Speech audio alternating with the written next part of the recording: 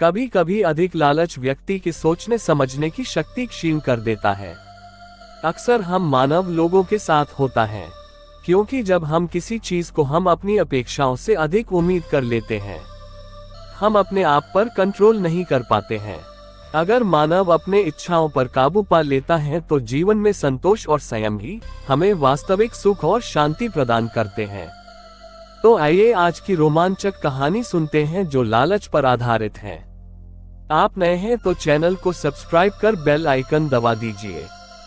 तो चलिए कहानी की शुरुआत करते हैं। जब आप लालच करते हो तो आपकी सोचने समझने की शक्ति को क्षीण और कमजोर कर देती है। ऐसा ही कुछ हुआ उस मछुआरे की लालची पत्नी के साथ, जो लालच पर आधारित है।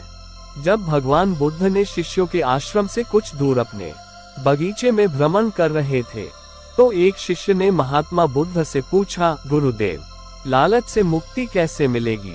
भगवान बुद्ध ने अपने शिष्यों को एक कहानी सुनाते हुए एक मछुआरा और उसकी पत्नी की उदाहरण दिया और कहा, एक समय की बात है, सागर के मध्य में एक द्वीप पर एक टूटी फूटी झोपड़ी थी, जिसमें एक मछुआरा अपनी पत्नी के साथ रहता था। मछुआरा नित्य दिन जाल लेकर सागर तट पर जाता और मछलियां पकड़ कर लाता। वह जो भी मछलियां पकड़ता सिर्फ निर्वाह के लिए ही होती थी। मछुआरा बड़ा ईमानदार और मेहनती था। एक दिन उसने अपना जाल डाला और जब उसे खींचा तो उसे कुछ भारी सा महसूस हुआ। वह मुश्किल से जाल को खींच पा रहा था, पर जाल को बाहर निकालने पर उसने देखा कि उसमें सिर्फ एक छोटी सी सुनहरे रंग की मछली थी, लेकिन वह कोई साधारण मछली नहीं थी। मछुआरा मछली को पकड़ने वाला था कि मछली ने बोला, हे मानव, मुझे मत पकड़ो, मुझे नीले सागर की गहराइयों में ही रहने दो, मैं तुम्हारा उपकार कभी नहीं भूलूंगी। उसने मछुआरे से आग्रह किया कि मुझे छोड़ दो और बदले में तुम्हारी यदि कोई इच्छा हो तो बताओ, मैं उसे पूरा करूंगी। क्योंकि मछुआरा बिना कुछ सोचे उसे छोड़ दिया, क्योंकि लालची नहीं था। ये सुनकर मछुआरा सोच में पड़ गया। उसने कहा, मुझे तुमसे कुछ नहीं चाहिए, जाओ निर्भय होकर नीले सागर में ही विचरण करो। ये कहकर उसने मछली को वापस सागर के जल में ही छोड़ दिया। जब वह घर लौटा तो उसकी पत्नी ने पूछा, आज कितनी मछलियां पकड़ी? कुछ नहीं, आज तो सिर्फ एक छोटी सी सुनहरी मछली जाल में फंसी थी, जिसे मैंने वापस सागर में ही छोड़ दिया। वह मनुष्य की आवाज में बोल रही थी, मुझे छोड़ दो, बदले में कोई इच्छा हो तो बताओ, मैं उसे पूरा करूंगी। मैंने उससे बदले में कुछ भी नहीं मांगा और उसे छोड़ दिया। मछुआरे ने कहा। ये सुनकर उसकी पत्नी क्रोधित होकर बोली, अरे मूर्ख, भाग्य खुलने का एक अच्छा अवसर आया था, तुमने उसे व्यर्थ ही जाने दिया। कम से कम खाने के लिए रोटी तो मांग ही ली होती उससे। ये बात पूरे दिन उसकी पत्नी के क्रोध का विषय बनी रही और वह लगातार मछुआरे को बुरा भला कहती रही। आखिर मजबूर होकर मछुआरा सागर तट पर सुनहरी मछली से रोटी मांगने के लिए गया। सागर के किनारे खड़े होकर उसने जोर से आवाज लगाई, ओ सुनहरी मछली, जरा मेरे पास आओ। उसकी आवाज सुनकर सुनहरी मछली किनारे पर आई। उसने मछुआरे से पूछा, बोलो क्या चाहिए तुम्हें? मछुआरे ने कहा, मेरी पत्नी मुझ पर बहुत नाराज हो रही है, उसने मुझे तुम्हारे पास रोटी मांगने के लिए भेजा है। मछुआरे ने कहा। मछली ने आश्वासन देते हुए कहा, तुम घर जाओ, तुम्हारे घर पर मैंने रोटी का ढेर लगा दी हूँ। वहां से मछुआरा घर चला गया। जब मछुआरे घर पहुंचकर देखा कि सचमुच वहां पर रोटियों का ढेर लगा हुआ था। पत्नी ने कहा, घर में रोटियों की कमी नहीं है, लेकिन उसकी पत्नी का लालच अब और भी बढ़ चुका था। अब उसने मछुआरे से कहा कि रोटी तो मिल गई, लेकिन घर में कपड़े धोने का टब टूट गया है, इसलिए अब उसे एक नया टब भी चाहिए। मछुआरा फिर से मजबूर होकर समुद्र किनारे गया। उसने आवाज लगाई, मछली, ओ सुनहरी मछली, मेरे पास आओ। आवाज सुनकर सुनहरी मछली किनारे पर आई और मछुआरे से पूछा, अब क्या चाहिए तुम्हें? मेरी पत्नी को कपड़े धोने का एक टब चाहिए। मछुआरे ने कहा। मछली ने उसकी यह मांग भी पूरी कर दी, लेकिन मछुआरे की पत्नी का लालच अब रुकने का नाम नहीं लेने वाला था। इसके बाद मछुआरे ने अपनी पत्नी के कहने पर अपनी झोपड़ी की जगह नया घर मांगने की मांग की। मछुआरे ने फिर से मछली से यह इच्छा जाहिर की और मछली ने उसे पूरा भी कर दिया। अब मछुआरे और उसकी पत्नी एक नए घर में रह रहे थे, लेकिन उसकी पत्नी इतने पर भी संतुष्ट नहीं हुई। उसकी इच्छाएं और बढ़ती गईं, और नया घर मिल जाने के बाद उसकी पत्नी पहले से भी अधिक गुस्से में थी। उसने मछुआरे से कहा, अरे मूर्ख, तुम्हें कोई भी अच्छी बात क्यों नहीं सूझती? तुमने नया घर मानकर सोच लिया कि बस इतना ही काफी है। तुम उस सुनहरी मछली के पास जाओ और उससे कहो, मैं एक सुंदर स्त्री बनना चाहती हूँ, साथ ही एक भव्य मकान हो जिसमें मैं रानी की तरह रह रही हूँ और नौकर चाकर काम कर रहा हो। मछुआरा अपनी पत्नी के कोप से डरता था, इसलिए वह फिर से समुद्र के किनारे पहुंचा और मछली को बुलाकर अपनी पत्नी की मांग को बताया। मछुआरे की मांग पर मछली ने कहा, जाओ, दुखी मत हो, जैसी तुम्हारी पत्नी की इच्छा है वैसा ही होगा। मछुआरा घर पहुंचा तो उसने देखा, इस बार उसके पुराने घर के स्थान पर एक 3 मंजिला भव्य मकान था जिसमें कई नौकर चाकर काम में लगे थे। उसकी पत्नी एक ऊंची कुर्सी पर सज धज कर रानी की तरह विराजमान थी। मछुआरा ये देख बहुत खुश हुआ और उसने अपनी पत्नी से प्यार से कहा, कैसी हो मेरी सुंदर पत्नी? लेकिन उसकी पत्नी, जो अब ताकत और सुंदरता से अभिभूत हो चुकी थी, मछुआरे के इस बात पर बेहद गुस्से में आ गई। उसका स्वभाव पूरी तरह बदल चुका था और अब वह अपने पति को तुच्छ समझने लगी थी। पत्नी यह सुनकर गुस्से में आग बबूला होकर चीख पड़ी, अरे बेशर्म, मेरी जैसी सुंदर स्त्री को अपनी पत्नी कहने की तुम्हारी हिम्मत कैसे हुई? नौकरों, इधर आओ, इस व्यक्ति को पकड़कर 40 चाबुक लगाओ जिससे इसके होश ठिकाने आ जाएं। आदेश पाकर नौकर दौड़ते हुए आए और उसकी गर्दन पकड़कर खींचते हुए अस्तबल में ले गए। वहां उसे चाबुक से इतना मारा कि वह बड़ी मुश्किल से खड़ा हो सकता था।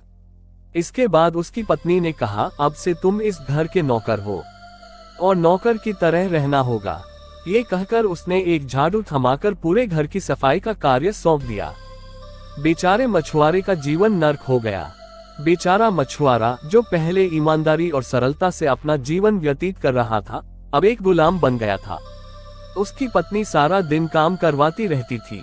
पत्नी के आदेशनुसार वह मछुआरा सारा दिन सफाई में ही लगा रहता। गलती होने पर उसकी पीठ पर चाबुक लगाए जाते। उसकी पत्नी का व्यवहार इतना कठोर हो गया था कि वह उसे अब अपना पति भी नहीं समझती थी। मछुआरा ये सोचकर दुखी रहता, आखिर उसकी पत्नी को ये कैसा रूप मिल गया है कि उसने अपने पुराने प्रेम और समर्पण को पूरी तरह भुला दिया है। मानो उसकी जिंदगी थम सी गई हो, जैसे उसे जीने का कोई मकसद ही नहीं हो। वह सारा दिन सोचता रहता था, कैसी स्त्री है, अच्छे दिन आने पर अब मुझे अपना पति भी नहीं समझती। मछुआरा की जिंदगी किसी भी तरह घिसट घिसट कर कट रही थी। कुछ समय बीतने के बाद उसकी पत्नी ने फिर से मछुआरे को बुलाया। इस बार उसकी लालच और बढ़ गई थी। उसने मछुआरा से कहा, जाओ, उस सुनहरी मछली को फिर से कहो कि मैं अब महारानी बनना चाहती हूँ। मछुआरे की मांग पर सुनहरी मछली ने उसकी पत्नी को महारानी भी बना दिया। मछुआरा अब घर वापस आया तो उसने देखा कि उसके पहले वाले घर के स्थान पर सोने का भव्य महल था। सैनिक महल के चारों तरफ निगरानी कर रहे थे। उसकी पत्नी रानी की तरह रत्नजड़ित पोशाक में महल से बाहर मनोरम दृश्य को निहार रही थी। धीरे धीरे उसे महारानी की जिंदगी में भी ऊब महसूस करने लगी। उसने सैनिकों को आदेश दिया, जाओ, मेरे मछुआरे पति को मेरे सामने हाजिर करो। सैनिकों ने अविलंब मछुआरे को उसके सामने हाजिर किया। उसने कहा, सुनो, अभी जाओ और सुनहरी मछली से कहो कि अब मैं पूरे सागर की मालकिन बनना चाहती हूँ, जिससे उसमें रहने वाली सभी मछलियां मेरा आदेश माने। हालांकि उसकी पत्नी अब एक महारानी बन चुकी थी, लेकिन उसकी लालच और असंतोष खत्म नहीं हुआ। महारानी की जिंदगी से भी उसे ऊब होने लगी। उसके पास सब कुछ होते हुए भी वह और अधिक चाहती थी। उसकी इच्छाएं अब और भी बड़ी और अधिक महत्वाकांक्षी हो गई थीं। अब वह अपने पति मछुआरे को बुलाकर कहने लगी कि वह फिर से सुनहरी मछली के पास जाए और उससे कहे कि अब वह सागर की अधिपति बनना चाहती है। यह मांग दिखाती है कि मछुआरे की पत्नी की इच्छाओं की कोई सीमा नहीं थी। शुरुआत में उसने छोटे छोटे स्वार्थों के लिए मछुआरे को सुनहरी मछली के पास भेजा था, लेकिन धीरे धीरे उसकी लालच इतनी बढ़ गई कि वह महारानी बनने के बाद भी संतुष्ट नहीं हो सकी। मछुआरा, जो पहले एक साधारण जीवन जी रहा था, अब अपनी पत्नी की असीमित लालच के कारण लगातार दुख और यातनाओं का सामना कर रहा था। मछुआरे ने उसकी बात मानने से इनकार कर दिया, पर उसकी पत्नी ने धमकी देकर मछुआरे को मजबूर कर दिया कि वह फिर से सुनहरी मछली के पास जाए और उसकी इस नई इच्छा को पूरा करने का अनुरोध करे। मछुआरा बहुत दुखी था, लेकिन विवश होकर फिर से समुद्र तट पर गया और सुनहरी मछली को आवाज लगाने लगा। इस बार सुनहरी मछली तुरंत नहीं आई। मछुआरा बहुत देर तक पुकारता रहा, तब कहीं जाकर सुनहरी मछली उसके सामने आई। उसने आते ही पूछा, बोलो क्या चाहिए तुम्हें? तब मछुआरे ने दुखी स्वर में कहा, मेरी पत्नी का लालच धीरे धीरे बढ़ता ही जा रहा है। अब वह सागर की मालकिन बनकर मछलियों पर राज करना चाहती है। सुनहरी मछली ने ये सुनकर इस बार कोई जवाब नहीं दिया। वह पीछे मुड़ी और वह बिना कुछ कहे सागर में विलीन हो गई। मछुआरा समझ गया कि अब उसकी पत्नी की अत्यधिक लालच की कोई सीमा नहीं रही और सुनहरी मछली अब उसकी मांगों को पूरा नहीं करेगी। ये सोचकर निराश और डरा हुआ था। वह रास्ते में ये सोचते हुए आ रहा था कि उसकी पत्नी उसके साथ क्या करेगी। जब मछुआरा डरा हुआ वापस पत्नी के पास गया, उसने देखा कि उनकी भव्य जीवन शैली समाप्त हो चुकी थी। महल के स्थान पर अब पहले की ही तरह एक टूटी फूटी झोपड़ी है।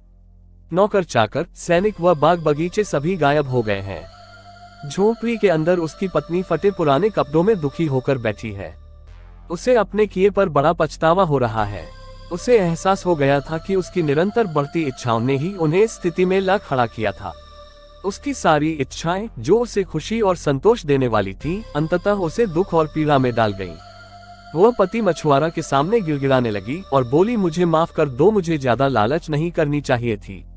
इस घटना के बाद मछुआरे और उसकी पत्नी ने फिर से अपने पुराने जीवन में लौटने का निर्णय लिया। मछुआरा पहले की तरह हर दिन सागर तट पर मछलियां पकड़ने जाने लगा। उसकी पत्नी भी अब अपने किए पर पछतावा करते हुए साधारण जीवन जीने लगी। वह समझ गई थी कि उसकी लालच ने उन्हें जितनी ऊंचाई दी थी, उतनी ही जल्दी सब कुछ छीन भी लिया। हालांकि मछुआरा फिर कभी सुनहरी मछली को अपने जाल में नहीं फंसा सका। ये संकेत था कि सुनहरी मछली ने उसकी पत्नी के लालच से तंग आकर उन्हें हमेशा के लिए छोड़ दिया था।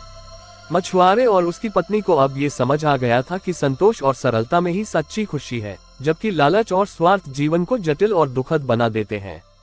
कहानी यह सिखाता है कि अत्यधिक लालच अंततः विनाश की ओर ले जाता है। मछुआरे की पत्नी ने जितनी अधिक इच्छाएं जताईं, उतनी ही जल्दी उसने अपने सारे सुख समृद्धि खो दिए। ये कहानी एक महत्वपूर्ण नैतिक संदेश देती है कि जीवन में संतोष और संयम ही हमें वास्तविक सुख और शांति प्रदान करते हैं। उम्मीद करता हूँ कि ये कहानी आपको अच्छी लगी होगी। तो चैनल को लाइक और सब्सक्राइब करें और लोगों को शेयर कर दें। धन्यवाद। आपका दिन शुभ हो।